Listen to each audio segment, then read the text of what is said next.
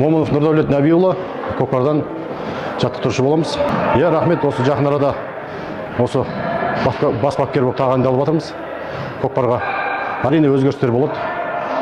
Енді қазіргі таңда бізде жас буын шабандоздар шығып келе жатыр. Соларға басты көңіл бұрылады.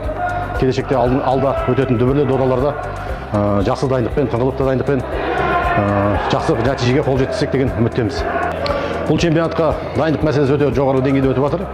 Осы 5 наурыз аралығында 5 наурызда осы Түркістан қаласына жиналған болатынбыз. 18 спортшы. Ат мәселесі толықтай шешілді. 20-ға жуық ұлттық құраманың аттары жиналды. Арғы басы Қостанайдан, бергі басы Қарағандыдан, Маңғыстаудан, Атыраудан, барлық жан-жақтан аттардың бәрі осы ұлттық құрамаға жарайды деген сәйгүліктің бәрі сайдың тасында жиналды. Дайындық өте жоғарғы деңгейде өтіп жатыр. Енді қазіргі таңда 12 шабандозға мүмкіндік бердік. Сол 12 шабандоз еліміздің намысын қорғайды. Ең басты біздің қазір жастар арасында шығып жатқан жарқын жұлдыздарымыздың бірі Пермебай Нұржігіт, Алматы облысының шабандозы, Тоқтанай Айбар, Асен Арнұр, сол сияқты шабандоздарымыз өте көп, жас шабандоздар.